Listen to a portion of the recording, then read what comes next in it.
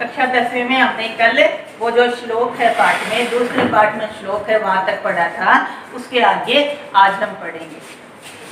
उसके आगे क्या है, कबूतर सारे जाल में बंध गए हैं। उस एक घमंडी कबूतर की बात मान करके वो उस जाल पर बैठ जाते हैं और उस जाल में फंस जाते हैं। अपना जो राजा है, अपने से जो बड़ा है, उसकी बात की अवहेलना कर देते हैं, उसका अपमान कर देते हैं, उसकी बात नहीं मानते हैं।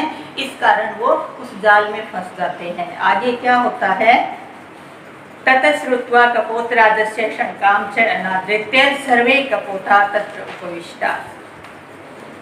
उस घमंडी कबूतर की ऐसी बात सुन करके वो कह रहा है कि ऐसे लोग जो होते हैं, दूसरे के ऊपर आश्रित रहने वाले, शंका करने वाले, क्रोधी जो होते हैं, असंतुष्ट जो रहते हैं, घृणा जो करने वाले होते हैं, ईर्ष्या जो करने वाले होते हैं, ऐसे लोग हमेशा दुखी रहते हैं। हमारे श्लोक में ये था। तो ऐसी बात सुन करके और कपोतराजस्य शंकाम अनादृत्य सर्वे कपोता तत्र उपविष्टा। अपने राजा की बात का अनादर करके सारे कबूतर वहीं पर बैठ जाते हैं। ऐसा सुनकर और अपने राजा की बात को अनसुना करके सारे कबूतर वहीं पर बैठ गए। अनंतरम सर्वे जालेन बद्धा बभूव। इसके बाद अनंतरम यानी इसके बाद वे सब जाल में फंस गए। जाल बद्धा बभूव मतलब जाल में फंस गए। तो यस्य वचनात् तत्र अवलंबिताः तं ते सर्वे तिरस्कुर्वन्ति तस्य तिरस्कारं श्रुत्वा चित्रग्रीव उवाच है। क्या होता है आगे, उस घमंडी कबूतर की बात मान ली उन लोगों ने, अपने राजा की बात मानी नहीं। उस घमंडी कबूतर की बात मानकर उन कबूतरों ने अपने राजा का तिरस्कार कर दिया था, उसकी बात नहीं मान के उसका अपमान कर दिया था। इसलिए फिर भी और चित्रग्रीव जो उनका राजा है वो कहता है, कहने लगा न अयम अस्य दोष है, यह इसका दोष नहीं है, यह इसका दोष नहीं है। विपद काले विस्मय एव का पुरुष लक्षणम।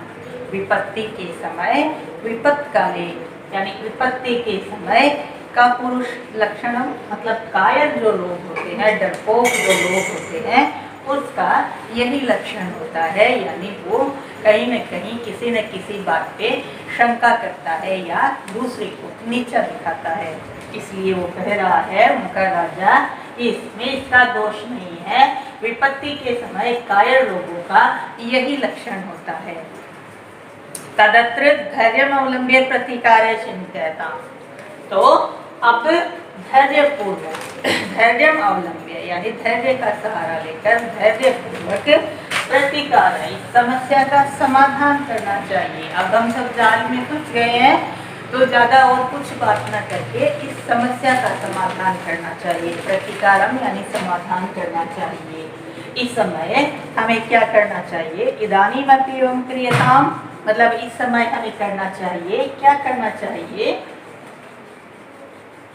सर्वे एक चित्ती हुए जालम आदाय उड्डीयता।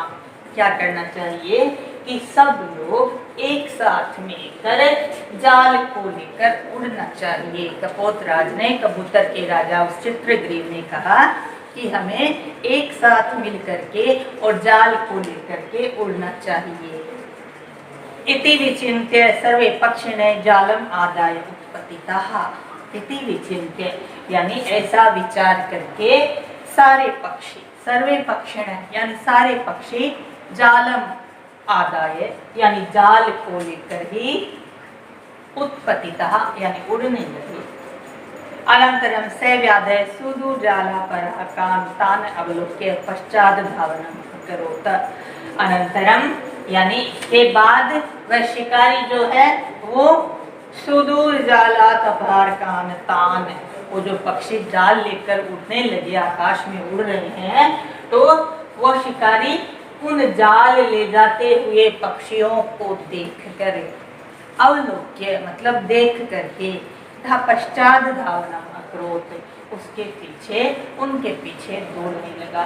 जो शिकारी उन पक्षियों को जाल लेकर उड़ता हुआ देखकर वो शिकारी उन पक्षियों के पीछे दौड़ने लगा। तततेषु चक्षुर्विषयांतिक्रांतेषु पक्षिषु सव्याधय निवृत्तः। जब पक्षी आंखों से ओझल हो गए, चक्षुषु विषयांतक्रांतेषु, यानी जब वो उड़ते उड़ते आंखों से दिखने बंद हो गए, दिखाई देना बंद हो गया, आंखों से ओझल हो गए, तो सव्याधय निवृत्त है, वह शिकारी भी वापस लौट गया। जब वो दिखाई देना बंद हो गए तो वो शिकारी भी वापस लौट गया। अतएव उच्यते, इसीलिए कहा गया है। क्या कहा गया है? एक श्लोक है अंत में, इसको देखते हैं। अल्पानामपि वस्तूनां संगति कार्यसाधिका त्रिणय गुणत्वमापन्ने बध्यन्ते मत्तदन्तिनः। इस श्लोक का क्या अर्थ है? छोटी छोटी वस्तुओं को मिलाकर काम पूरा किया जा सकता है। यानी किसी भी चीज को, किसी को भी छोटा या अनुपयोगी नहीं मानना चाहिए कि ये तो किसी काम का ही नहीं है। छोटी छोटी वस्तुओं को मिलाकर कार्य पूरा किया जा सकता है। कैसे? जैसे तिनकों को मिलाकर बनाई गई रस्सी।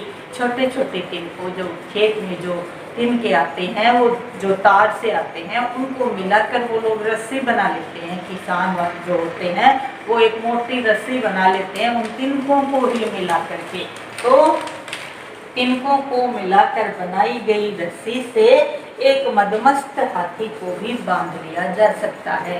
यानी ऐसे तिनकों को मिलाकर जो रस्सी बनती है, उस रस्सी से ही एक जो मस्त हाथी होता है, जो किसी के वश में नहीं आ सकता है, उसको भी उस रस्सी से बांध लिया जा सकता है। तो हमें इस कहानी से यही संदेश मिलता है कि अपने से जो बड़े हैं उनका अनादर कभी नहीं करना चाहिए। ये दूसरे पाठ का हिंदी अनुवाद आज पूरा हो गया है। हिंदी अनुवाद सारा कॉपी में कर लेना है। आगे हम इसके प्रश्न उत्तर करेंगे।